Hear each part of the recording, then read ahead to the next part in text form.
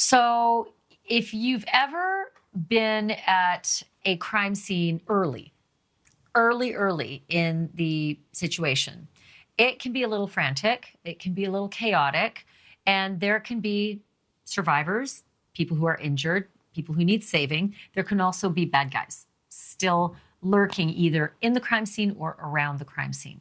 And for that reason, there are priorities. Right? Priority is we got to make sure people are safe. We got to get people out of there. We got to make sure someone isn't going to be further harmed, hurt, or die. Priority one. Priority two is we got to catch the guy, right? Priority three is preserve the evidence.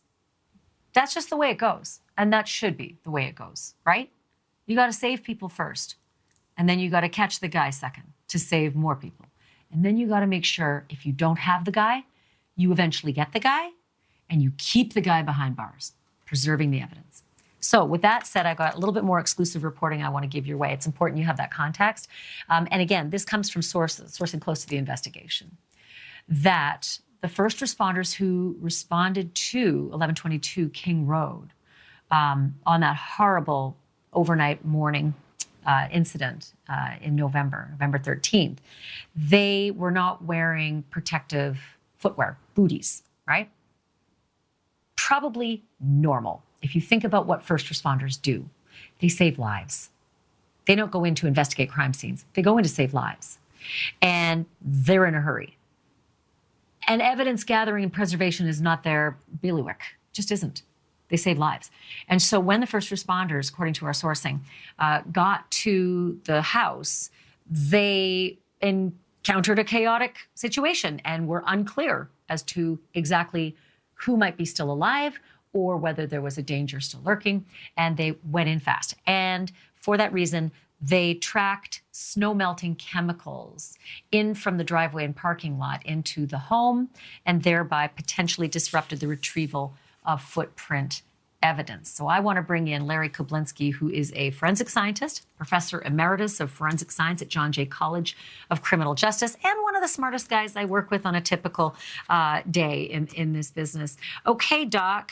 So this is not uncommon. As sad and frustrating as it feels, this is kind of Tuesday in crime fighting and the processing of a scene, isn't it? Absolutely. Ashleigh, you explained it very, very clearly and very well. The first responders are usually police officers or firefighters or EMTs, and they're trained to save lives, to protect the living, and to make sure that if people need medical help, they get it. They're not trained to do crime scene work. They don't come with the paraphernalia that crime scene people have, like the booties that you described, the head protection, the gloves that they wear, or the Tyvek protective outfits that crime scene people use. So they're not really there to, to do crime scene work.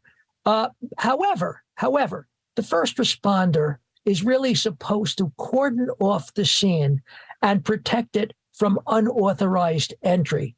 This is a big, big problem of people that go into a crime scene because they're police officers, they're high-level administrators. They want to see what's going on. They're curious. And the fact of the matter is, the more people you have in the scene, the more likely you're going to have contamination. Not just from the first responders, but from people that work in the police department or people in the press. Everybody wants to know what's going on. So in fact, you limit the number of people that go into a crime scene. You document who goes in, who goes out, and the timing for these events that take place. And the most important thing is that the first responders notify the people that have to be there to do the investigation, the evidence collection team, the detectives, maybe the district attorney. That is really the job of a first responder.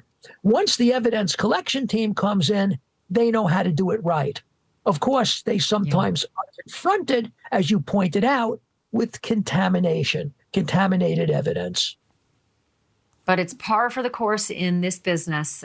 You just can't have a frantic scene without people making sure lives are saved first. And maybe there is a footprint that isn't perfect or is gone, or maybe there are these melting chemicals that tracked into the house. But they did say they've got one latent footprint that was discovered with a blood sourcing chemical compound. So Larry Kobilinsky, thank you. Happy Friday. Have a good weekend, my friend. Thank you for watching. Go to newsnationnow.com to find NewsNation on your television provider. And don't forget to click the red subscribe button below to get more of NewsNation's fact-driven, unbiased coverage.